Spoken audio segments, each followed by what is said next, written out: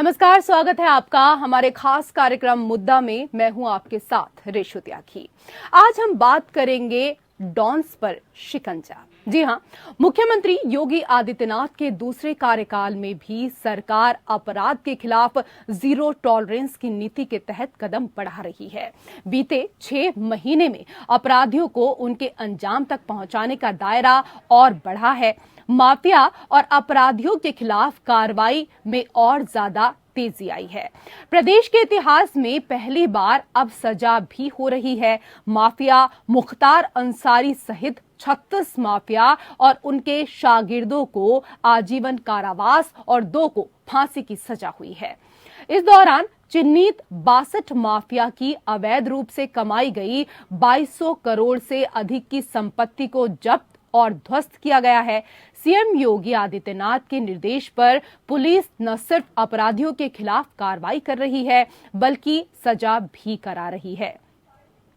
UP police अभियोजन और शासन के समन्वय से कोर्ट में प्रभावी पैरवी कर पूरे देश में सर्वाधिक माफिया और अपराधियों को सजा दिलाई गई है। इतना ही नहीं, सबसे कम समय में सजा दिलाने में भी उत्तर प्रदेश देश में पहले स्थान पर है। यूपी पुलिस ने माफिया के गैंग के 860 सहयोगियों के खिलाफ 396 मुकदमे दर्ज कर 400 से अधिक आरोपियों को गिरफ्तार किया। 174 पर गुंडा एक्ट, गैंगस्टर में 355 और 13 अपराध आरोपियों के खिलाफ रासुका के तहत कार्रवाई की है और 310 शस्त्र लाइसेंस भी निरस्त किए गए हैं। सीएम योगी आदित्यनाथ ने प्रदेश में ड्रग माफिया को करारी चोट दी है।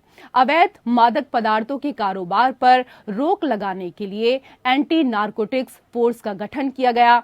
पहले चरण में 2 थानों गाजीपुर और बाराबंकी में एएनटीएफ थाना खोला गया और 3 क्षेत्रीय शाखा मेरठ, लखनऊ और गोरखपुर जोन की स्थापना की गई है। ड्रग माफिया के खिलाफ 24 अगस्त से 8 सितंबर तक चले अभियान में पुलिस ने 2833 संदिग्ध आरोपियों को चिन्हित कर 2479 आरोपियों के खिलाफ कार्रवाई की और 2277 मुकदमे दर्ज किए। इन आरोपियों से पुलिस ने 39 करोड़ 68 लाख रुपए की बरामदगी की। गैंगस्टर अधिनियम के तहत 358 आरोपियों के खिलाफ 110 मुकदमे दर्ज किए और 35 करोड़ 14 लाख की संपत्ति जब्त की। साथ ही कोर्ट में पैरवी कर 188 आरोपियों को सजा दिलाई। पुलिस ने अवैध शराब और जहरीली शराब के खिलाफ चले अभियान में 11,157 आरोपियों के खिलाफ 10,821 मुकदमे दर्ज किए हैं और 11 करोड़ 16 लाख रुपए से अधिक की बरामदगी की है। इसके अलावा गैंगस्टर अधिनियम के तहत 319 आरोपियों के खिलाफ 101 मुकदमे दर्ज किए गए हैं। साथ ही कोर्ट में पैरवी कर 164 आरोपियों को सजा दिलाई गई है। गैंगस्टर अधिनियम के तहत करीब 20 करोड़ रुपए की अवैध संपत्ति जब्त की गई है। आबकारी अधिनियम के तहत 406 आरोपियों के खिलाफ कार्रवाई की गई है।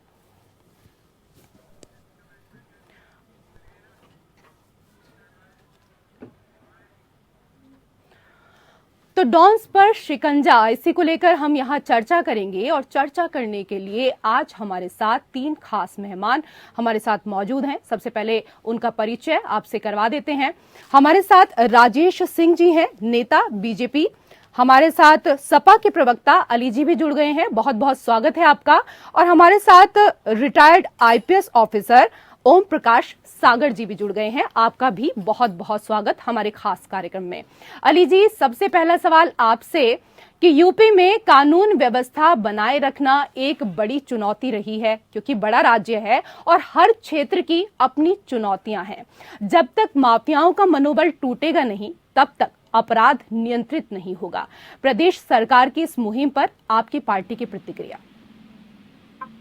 देखिए, पार्टी का संरक्षण मिला हुआ है इन माफियाओं को, क्योंकि आप देखिए हमारे जो पश्चिम के सबसे बड़े कुख्यात बदमाश थे बदन सिंह बद्दो, उनके खिलाफ था समाजवादी लोग ही हाईकोर्ट गए थे। हाईकोर्ट ने प्रमुख सचिव को पर्सनली अपेयर होके उनसे वहां शपथ पत्र मांगा था, जब जाके उत्तर प्रदेश पुलिस जागी। और कल की आप घटना ले लीजिए, मुख्यमंत्री योगी जी कहते हैं कि रामराज आ गया। कल गाजियाबाद में एक युवती का रेप करके एक सामूहिक गैंग रेप किया गया, निर्भया का याद दिला दी गई। तो देखिए यहाँ जो है लॉ एंड ऑर्डर की जो बहुत बड़ी समस्या है, जिसमें योगी आदित्यनाथ जी फेलियर रहे हैं। और ये तो एक बदले की कार्रवाई जो कर रहे हैं ये कुछ लोगों पे, मुस्लिमों को टारगेट कर करके, इसके अलावा कुछ नहीं है वोट बैंक के अलावा। देखिए अगर ऐसा कुछ होता तो एनसीआरबी का डेटा बार बार इतना चलिए क्यों बढ़ रहा इसका है? जवाब ले लेती हूँ, इसका जवाब ले लेती हूँ। राजेश सिंह जी, आपके ऊपर आरोप लगा है कि आप लोग टारगेट करके इस तरह की कार्रवाई कर रहे हैं।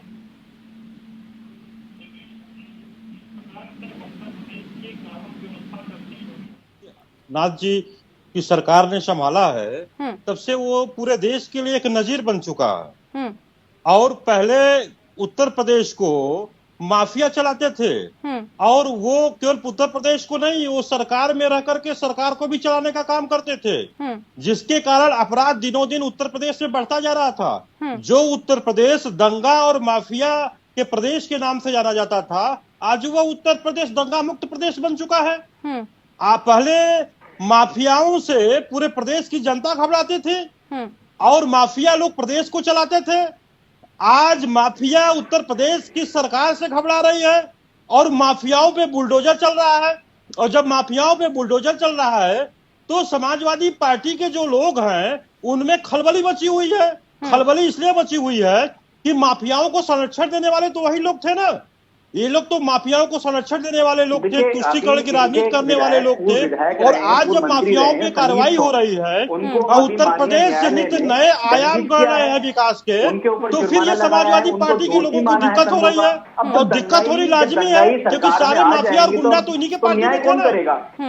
तो आज उत्तर प्रदेश की सरकार विकास की नई बुलंदियों को छू रहा है और नए नए कीर्तिमान विकास में बन रहा है। जहाँ पे इन्वेस्टर आने से घबराते थे, आज उत्तर प्रदेश वो किसानों को सर आराम से बात करिए ना, एक एक करके बात करिए, दोनों को मौका मिलेगा, काफी समय है, एक एक करके बात करिए ना। ऐसे बात करेंगे तो कुछ समझ ही नहीं आएगा, कुछ समझ नहीं आएगा। राजेश जी, अपराध मुक्त प्रदेश की पहल अच्छी है, लेकिन विपक्षी दलों का आरोप रहता है कि इसके बहाने सरकार जाति, दल, समुदाय विशेष को टारगेट करती है और कुछ लोगों को जाति के आधार पर प्रिविलेज भी मिलता है।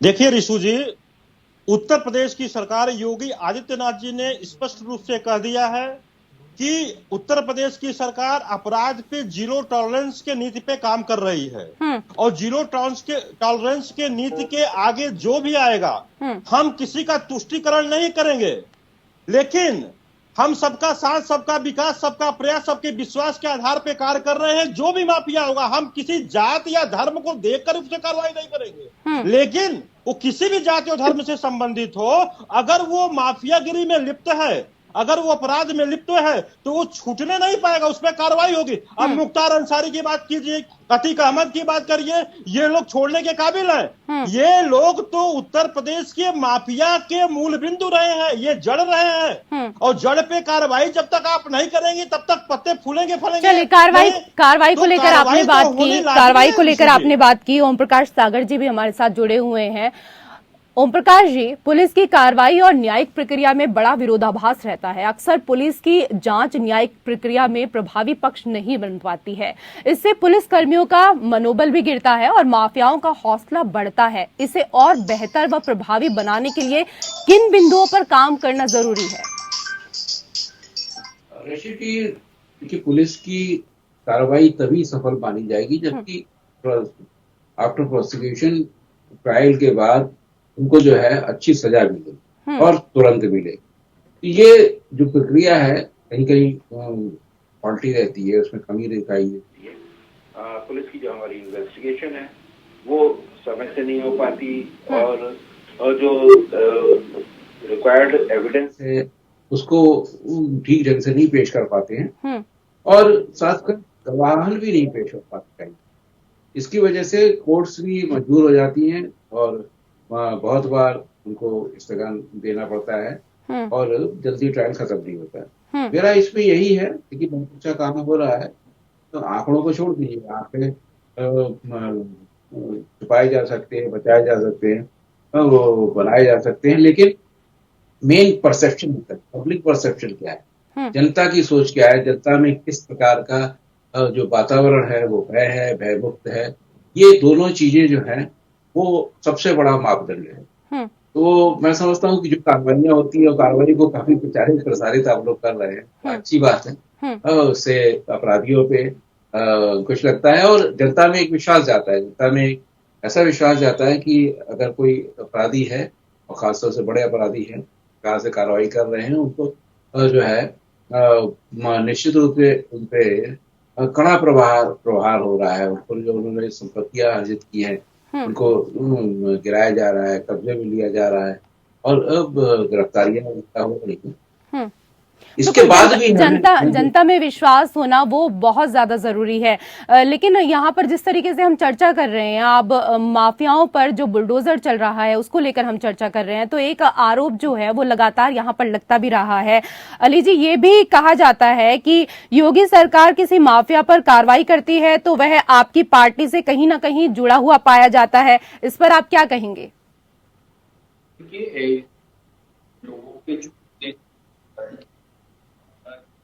इन स्वास्थ्य के, एजुकेशन के, इन मुद्दों को भटकाने के लिए ये किया जाता है। जो व्यक्ति 20 साल से जेलों में है, दर बदर भटक रहे हैं, उनकी कोई जमानत न्यायालय नहीं कर रहा है, ये उनको माफिया बताते हैं, ये चलो हमसे जोड़ते हैं। अब ये मुझे बताइए, जो मैंने अभी बताया, माननीय न्यायालय ने पिछले सप्ताह ही अभी संगीत सोम जी को दंगों को आरोपी उन्होंने माना, उनके ऊपर जुर्माना लगाया न्यायपालिका ने। क्या ये बात भी झूठ है?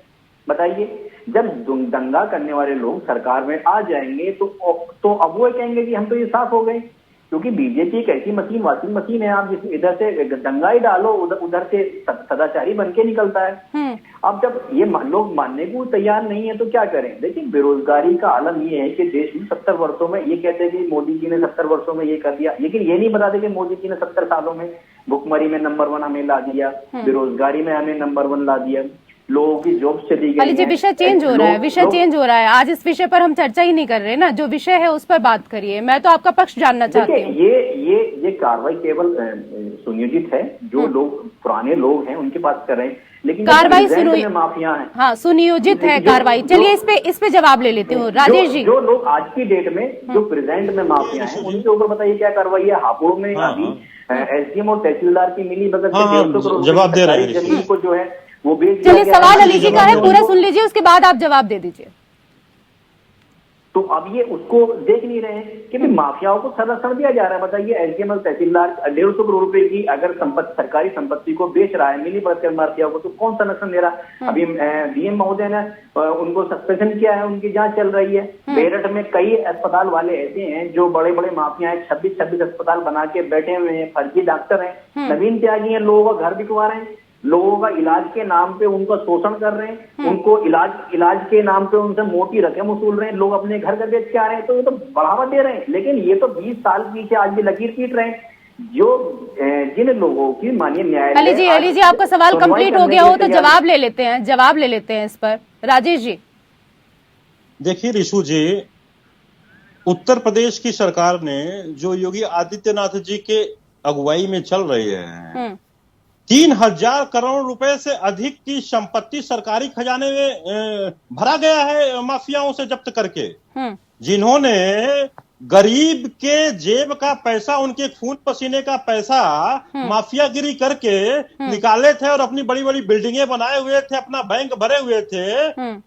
उत्तर प्रदेश की सरकार ने 3000 करोड़ से अधिक की संपत्ति जब्त किया है और प्रदेश के खजाने में उसको जमा किया। एक बात। दूसरी बात रिशु जी, जो अभी ये बात हमारे समाजवादी पार्टी के प्रवक्ता महोदय जी कह रहे हैं, अभी आपने देखा कि चुनाव के समय मुख्तार अंसारी जी के लड़के जो अब्बास जी हैं, उन्होंने क्या कहा कि सपा की सरकार आ रही है, किसी भी अधिकारी का पोस्टिंग और ट्रांसफर तब तक नहीं किया जाएगा जब तक कि हम उससे बदला नहीं ले लेंगे। ये खुलेआम मंच से बोल रहे थे। इनके गुंडागर्दी और माफिया गिरी का ये कारनामा आप देखिए ना, वीडियो आप लोगों ने भी चलाया था रिशु जी।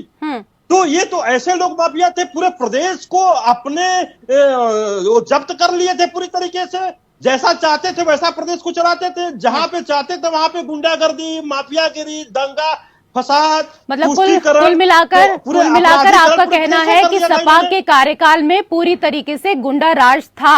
ओम प्रकाश जी, अब सीधा सवाल मेरा यहाँ पर आपसे है कि निचले स्तर पर पुलिसकर्मियों और उनके कार्य को प्रभावित करने की शिकायत लगातार आती है। कई मामले ऐसे भी हैं जहां इसे लूप का उपयोग अपराधी ढाल की तरह करते हैं। इसे किस तरीके से नियंत्रित किया जा सकता है?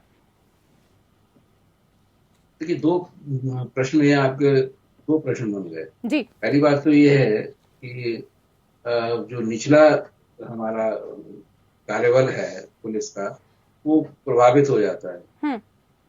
देखिए, प्रभावित होने भारतीय परिवेश में बड़ा आसान रहता है, तो बहुत तरीके के प्रलोभन दे देते हैं जाति धर्म के आधार पर या डरा धमका कर, वो जो है कोशिश करते हैं। लेकिन ये पुराने हथकंडे अब ज्यादा चल नहीं रहे हैं। बड़ा सीनियर ऑफिसर्स भी इस बात को मान चुके हैं और उनका नीचे सबऑर्डिनेट्स पे भी यही कहना होता है कि जबरदस्ती का अनावश्यक दबाव आप महसूस ना करें। कोई दबाव होता है, ठीक है, ऊपर लेवल पे बीएमएसएस भी देखेंगे इसको कि दबाव क्या है, लेकिन उन्हें अपनी निष्पक्ष कार्रवाई करनी चाहिए।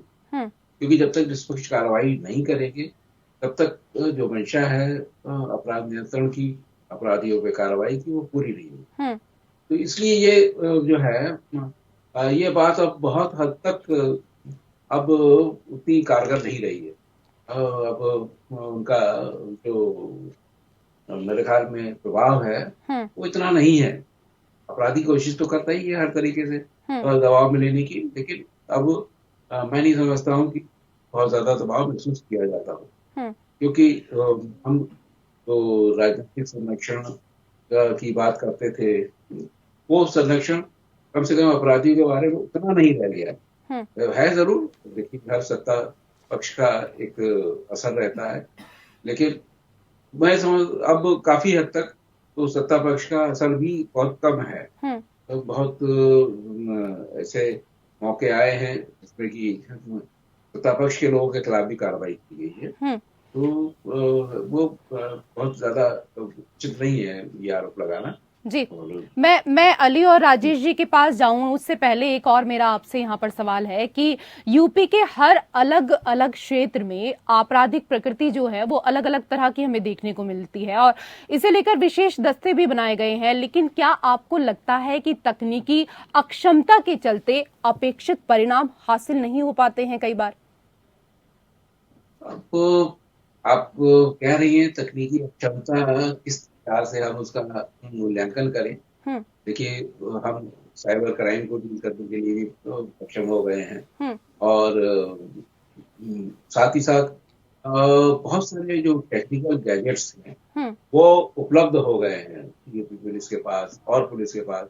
पुलिस, साउथ इंडिया की पुलिस तो बहुत अच्छे काम कर रही है, उनके पास पहले से ही, चाहे आंध्रा हो या चाहे हमारा तमिलनाडु हो, बहुत अच्छा, कर्नाटका में भी अच्छा काम हो रहा है, दिल्ली में बहुत ज्यादा, यूपी पुलिस भी अब काफी हद तक इक्विप्ड है। और हमें जो चीज बेसिकली चाहिए, अपराधी कैसे मूवमेंट कर रहा है, अपराधी कहाँ जाके छिप जाता है, उनकी लोकेशन कैसे होती है, उनको सहायता करने वाले लोगों की लोकेशन क्या है, ये सब जो है ट्रेस करने में उतनी दिक्कत नहीं है। अब हम टेक्निकली काफी साउंड हो चुके हैं, इसीलिए बहुत सारे केसेस आप देख रहे हैं कि वो मालूम हो जाते हैं और ट्रेस हो जाते हैं। इतने ज्यादा सीसीटीवी कैमरास लग गए हैं कि उनको जो है परीक्षण करने के बाद में बहुत सारे केसेस हो गए हैं। तो मेरा यही है कि टेक्निकली उतना पीछे नहीं है, लेकिन फिर भी अगर हम देखें, आज इंटरपोल की 2 दिन से बैठक दिल्ली में हो रही है और वहां पर बहुत सारे डिस्कशन होंगे। हमने भी देखा है कुछ नेशनल इंटरनेशनल जो इस तरीके के सेमिनार्स में मैं भी गया हूँ, हम लोग बहुत पीछे हैं उन लोगों के मुकाबले, लेकिन हमारी जो इस समय आवश्यकता है उसको काफी हद तक हम लोग पूरा कर लिया है और बाकी हमारे सरकारें देख रही है, केंद्र सरकार। हाँ, लेकिन राज्य आवश्यकताओं को पूरा करने के लिए कुछ और कदम जो है वो बढ़ाने हमें होंगे। यहाँ पर राजेश जी, सजा दिलाने की जिम्मेदारी जो है वो सरकार ले रही है, ये अच्छा है, लेकिन इसमें पुलिस की भूमिका बढ़ जाएगी। पीड़ित वर्ग को हमेशा यह शिकायत रहती है कि वो पुलिस पर कहीं ना कहीं भरोसा नहीं कर सकते हैं। इससे क्या समस्या और ज्यादा जटिल नहीं हो जाएगी?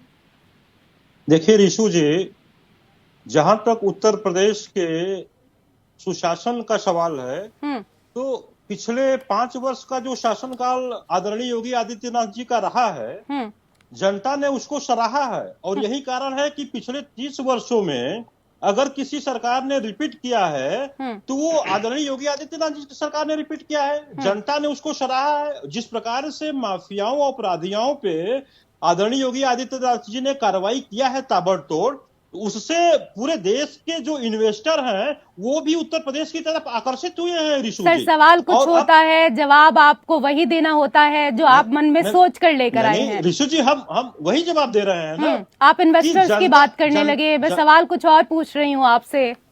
नहीं, जनता ने सराहा ना रिशु जी ने, तभी तो योगी आदित्यनाथ जी की सरकार रिपीट हुई है। जनता जनार्दन ने दोबारा आशीर्वाद क्यों दिया है? जो नकेल कसा गया है अपराधियों और माफियाओं पे, तो उसीलिए ना पूरी जनता जनार्दन ने उत्तर प्रदेश की आशीर्वाद दिया है। और इसके कारण अब उत्तर प्रदेश में विकास शुरू हुआ है, नए नए इन्वेस्टर्स आ रहे हैं, अब लोगों को रोजगार। चलिए, घुमा फिरा के आपको बात वही कहनी है, घुमा फिरा के आपको बात वही कहनी है। मैं सवाल कुछ भी पूछ लूं, मैं सवाल आपसे कुछ भी पूछ लूं। अली जी, उत्तर प्रदेश को अपराध मुक्त करने का कोई बेहतर तरीका आप सुझाएं। विपक्षी दल होने के नाते ये आपकी भी जिम्मेदारी है। देखिए, कल की अगर हम घटना की बात करें, जिस लड़की का रेप हुआ है, उन 4 लोगों के खिलाफ मुकदमा दर्ज हुआ है। केवल उनसे अभी थाने में पूछताछ की जा रही है। मैं कल से ये देख रहा हूँ किसी भी न्यूज चैनल पे, मुझे अभी बिल्डोजर की कार्रवाई नहीं दिखी। अगर ये एक तरफा कार्रवाई नहीं कर रहे होते हैं इस देश में, तो अब तक उनके घर में बिल्डोजर चल जाना चाहिए था। ऐसे कृत्य करने वालों के लोगों के खिलाफ आपने क्यों नहीं बिल्डोजर कार्रवाई करी? क्यों आप उनसे करेंगे? क्यों महिला आयोग को क्यों ट्वीट करना? देखिए अली जी, रही बात खबर का आपने मुद्दा उठाया, खबर हमारे चैनल पर दिखाई दी है, और रही बात कार्रवाई को लेकर, राजेश जी कुछ बोलना चाह रहे हैं। रिशु जी, ये बताइए कि विकास दुबे जी की कार्रवाई हुई, क्या कोई मुस्लिम थे? इनसे क्या? हाँ, वो तो एक ब्राह्मण थे ना। क्योंकि सरकार का जो योगी आदित्यनाथ जी किसी को पहचान की कार्रवाई नहीं कर रहा है। सपा की सरकार नहीं कि तुष्टीकरण करेगी। हम तुष्टीकरण किसी का नहीं करेंगे, विकास सबका करेंगे, लेकिन अपराध और माफिया के लिए बिल्कुल भी उत्तर प्रदेश में बर्दाश्त नहीं किया जाएगा। तो गाजियाबाद के मामले में अभी तक कार्रवाई क्यों नहीं हुई है? राजेश जी, जवाब दे दीजिए ना। ये तो होता है, ये बलात्कार भाई सीधा सीधा आपसे सवाल पूछा है, उसका जवाब दे दीजिए आप। अपराधी कितना भी रसूखदार हो, कोई भी कार्रवाई से बच नहीं पाएगा। बता दीजिए ना कि गाजियाबाद मामले में कार्रवाई कब होगी, बता दीजिए। कितना भी पहुंच वाला हो, अली जी संतुष्ट हो जाएंगे ना? आप जवाब दे दीजिए। आप मुझे बताइए। हाँ, जवाब तो दे रहा हूँ ना, कोई बचने वाला नहीं है। सर, एक लाइन में, मेरे पास समय का अभाव है, एक लाइन में जवाब दे दीजिए बस। हम ये डिमांड ये है कि ऐसे बलात्कारियों के खिलाफ आप समाजवादी पार्टियां के साथ है। आप एक छोटे से मुद्दे के लिए ओमेन सोसाइटी के लिए एक त्यागी का काम घर तोड़ देते हैं, सारे काम करते हैं, तो आप इस बलात्कारियों क्यों बचा रहे हैं? मानिए हम तो कह रहे हैं ना योगी आदित्यनाथ, आप चलिए, हम साथ चलेंगे, आप इनके घर तोड़िए, इनकी तो समाज में रहने लायक ही नहीं है। आप तो सर जवाब ले लीजिए, जवाब ले लीजिए जल्दी से, एक लाइन में, एक लाइन में। राजेश जी, एक लाइन में। रिशु जी, ये समाजवादी पार्टी के लोग जो कहते थे लड़के हैं, गलती तो हो जाती है, इनके मुखिया ने सवाल आपसे कुछ पूछा जा रहा है, जवाब आप कुछ दे रहे हैं। ऐसे लोग ये बात करते हैं महिलाओं के, और जिन्होंने ये बात उठाई थी वो अब इस दुनिया में है ही नहीं, तब भी आप उनकी बात कर रहे हैं। कम से कम थोड़ा ध्यान तो रखिए कि किस तरह की बात कर रहे हैं। बहुत बहुत शुक्रिया आप तीनों मेहमानों का हमारे साथ मुद्दा में जुड़ने के लिए। और इसी के साथ मुद्दा में फिलहाल इतना ही। नमस्कार।